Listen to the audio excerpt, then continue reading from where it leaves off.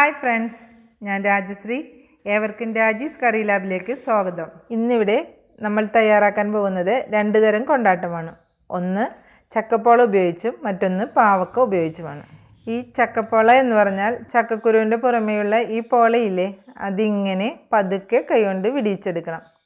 നല്ല മൂത്ത ചക്കയാണെങ്കിൽ മാത്രമാണ് അതിൻ്റെ പോള നന്നായിട്ട് വിട്ടിട്ടുള്ളൂ.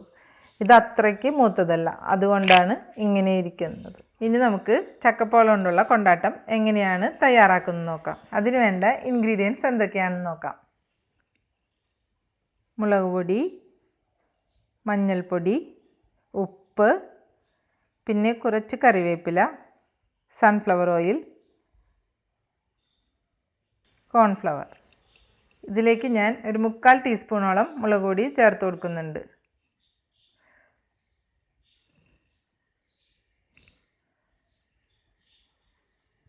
ഒരു 1/4 ടീസ്പൂണോളം മഞ്ഞൾപ്പൊടി, ഉപ്പ് ആവശ്യത്തിന് ചേർത്ത് കൊടുക്കാം. ഞാനൊരു 1/4 ടീസ്പൂണോളം ഉപ്പ് ഇതിലേക്ക് ചേർത്ത് കൊടുക്കുന്നുണ്ട്.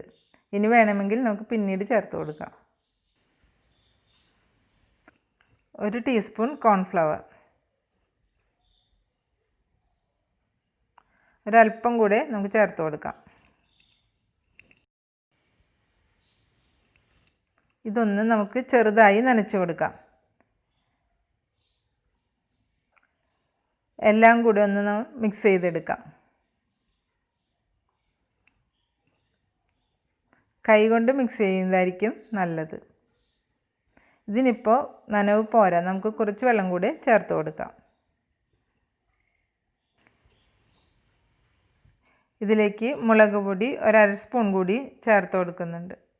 ഇപ്പോൾ ആകെ 1/4 ടീസ്പൂണോളം മുളക് പൊടി ചേർത്തിട്ടുണ്ട്.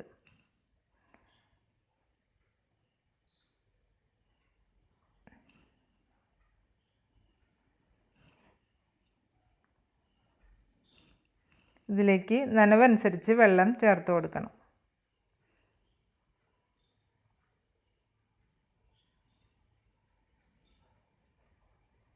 ഇപ്പോൾ ഇതെല്ലാം നന്നായി മിക്സ് ചെയ്തെടുത്തിട്ടുണ്ട്.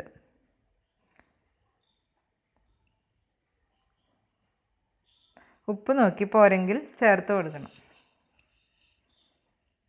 ഒരു 1/4 ടീസ്പൂണോളം ഉപ്പ് കൂടി ഞാൻ ചേർത്ത് കൊടുത്തിട്ടുണ്ട്.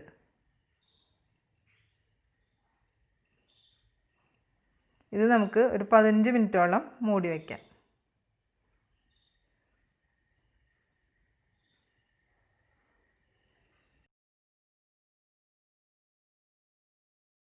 ഇത് ഫ്രൈ ചെയ്തെടുക്കാനുള്ള പാൻ ചൂടായിട്ടുണ്ട്. നമുക്കതിലേക്ക് എണ്ണ ഒഴിച്ചു കൊടുക്കാം. വളരെ കുറച്ച് ഓയിൽ മതിയാകും.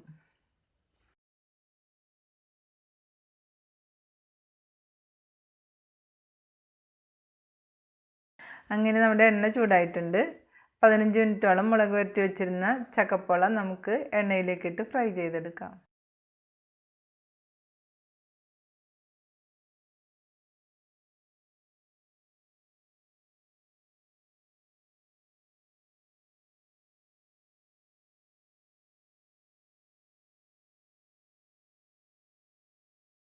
മീഡിയം ഫ്ലെയിമിലേക്ക് മാറ്റി കൊടുക്കാം.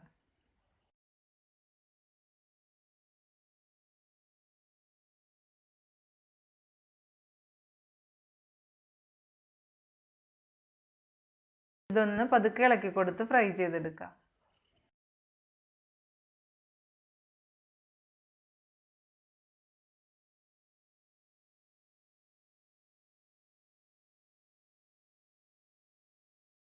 അങ്ങനെ ചക്കപ്പോള കൊണ്ടാട്ടം ഫ്രൈ ആയി തുടങ്ങിയിട്ടുണ്ട്.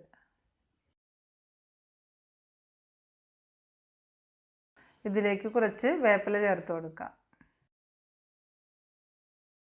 വേപ്പില മുരിഞ്ഞു വരുമ്പോൾ നമുക്ക് സ്റ്റൗ ഓഫ് ചെയ്യാം.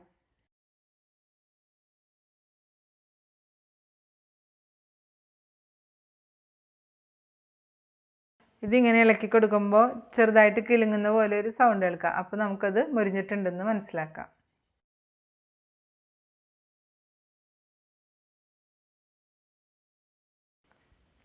ഇനി ഇത് ഒരു പ്ലേറ്റിലേക്ക് മാറ്റാം.